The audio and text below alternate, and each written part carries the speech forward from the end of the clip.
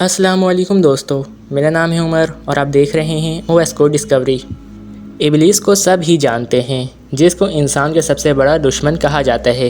ابلیس وہ کافر ہے جس نے اپنے تمام ساتھیوں کو اولاد آدم کو بہکانے کے کام میں لگا رکھا ہے۔ ویسے تو سب ساتھی ابلیس کا حکم مانتے ہیں، لیکن ایک شیطان ایسا بھی ہے جس نے بغاوت کا راستہ چن کے ایمان لایا ہے۔ آج ہم اسی شیطان کے بارے میں جانیں گے کہ یہ کون تھا، اس کا ابلیس کے ساتھ کیا رشتہ تھا، اور اس نے حضرت محمد صلی اللہ علیہ وآلہ وسلم سے ملاقات کر کے کیا باتیں کی تھی، اور وہ اس وقت کہاں موجود ہے۔ کیونکہ آج کی یہ ویڈیو بہت معلوماتی ہونے والی ہے، لہٰذا اس ویڈیو کو آخری تک ضرور دیکھیے گا اور دوستوں کے ساتھ شیئر ضرور کیجیے گا۔ ناظرین کرامی، اگر میں کہوں کہ یہ دنیا عجیب جگہ ہے، کیونکہ یہاں اگر نیک کے گھر کوئی برائی پیدا ہو جائے یا برائی والے کے گھر کسی اچھائی کا پیدا ہونا کوئی بڑی بات نہیں ہے۔ ایسے ہی دو مثالوں کا ذکر اللہ پاک نے قرآن مجید میں کیا ہے، جس کے مطابق حضرت لوط علیہ السلام اور حضرت نوح علیہ السلام کی بیوی اللہ کے دو عظیم انبیاء کی بیوی ہونے کے باوجود کافر و گمراہ رہیں، جبکہ زمانے قدیم کے سب سے بڑے اور ظالم بادشاہ فرعون کی بیوی حضرت عاصیہ رضی اللہ تعالی عنہا کا شمار جنت کی سب سے افضل خواتین میں کیا جاتا ہے۔ اسی طرح ایک اور مثال ابلیس کے پوتے حامہ کی بھی ہے۔ جی ہاں، وہی ابلیس جس کو تمام برائیوں کا سردار کہا جاتا ہے، جس نے اللہ کے حکم کو انکارتے ہوئے حضرت آدم علیہ السلام کو سجدہ کرنے سے منع کیا اور آخرت تک مردود اور بدبخت بنا دیا گیا۔ وہی ابلیس جس نے اللہ سے وعدہ کیا تھا کہ میں آپ کے عظیم اور فرمانبردار بندے کو تا قیامت تک بہکاؤں گا، اسی وجہ سے اسے قیامت کے دن ایسی سزا دی جائے گی جسے دیکھ کر لوگ خوف سے کانپ اٹھیں گے۔ ابلیس جو جنوں میں سے ہے، اس کی ایک قوم یا گینگ بھی ہے۔ اس میں ابلیس کے تقریباً سبھی ساتھی ہیں جو اولاد آدم کو ایسے گناہ کروا بیٹھتے ہیں جس کو گناہ کبیرہ کہا جاتا ہے۔ شیطان اولاد آدم سے ہر وقت گناہ کروانے میں لگے رہتے ہیں، لیکن ان میں سے ایک شیطان جس کا نام حامہ تھا، اس نے شرک اور کفر کو چھوڑ کر راہ حق پر چلنے کا فیصلہ کیا اور اسلام قبول کیا۔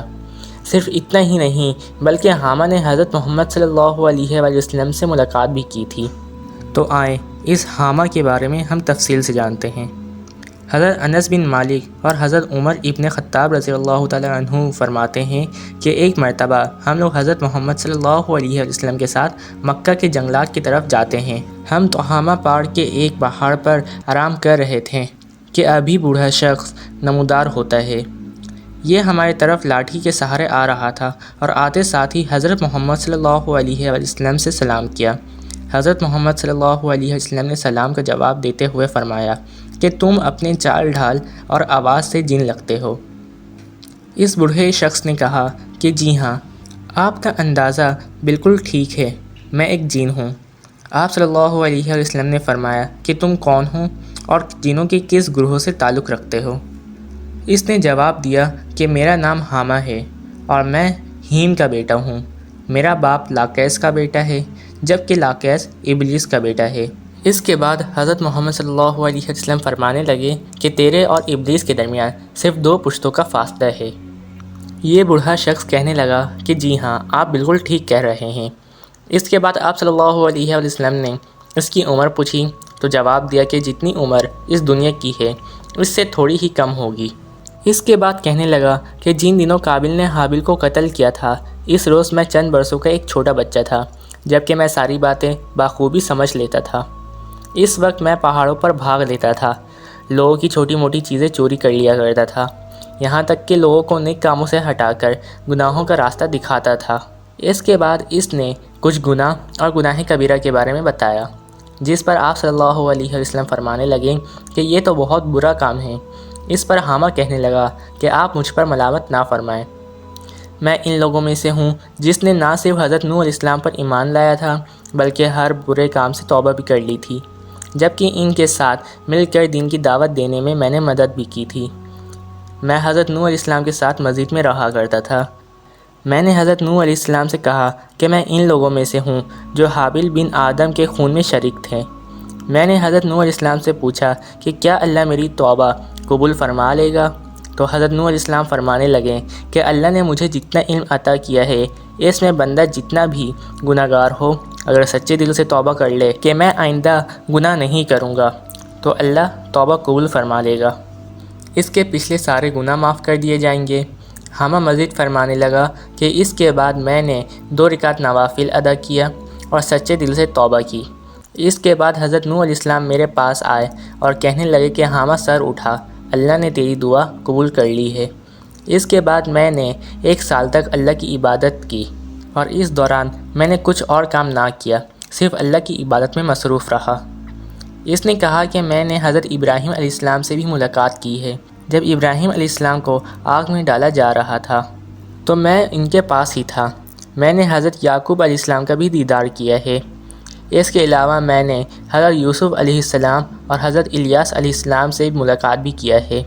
جب یوسف علیہ السلام کو ان کے بھائی کنویں میں ڈال رہے تھے میں ان کے پاس تھا۔ میں یوسف علیہ السلام سے پہلے ہی اس کنویں میں پہنچ گیا تھا۔ میں حضرت ہود علیہ السلام کے ساتھ بھی موجود تھا جب وہ لوگوں کو تبلیغ کیا کرتے تھے، یہاں تک کہ میں حضرت موسیٰ علیہ السلام سے بھی مل چکا ہوں اور ان سے میں نے تورات کے علم حاصل بھی کیا ہے۔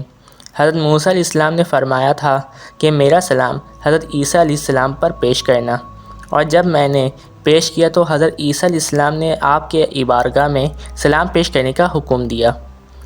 کیونکہ یہ سلام پیش کرنا مجھ پر فرض تھا، اسی لیے میں یہ فرض پورا کرنے آیا ہوں۔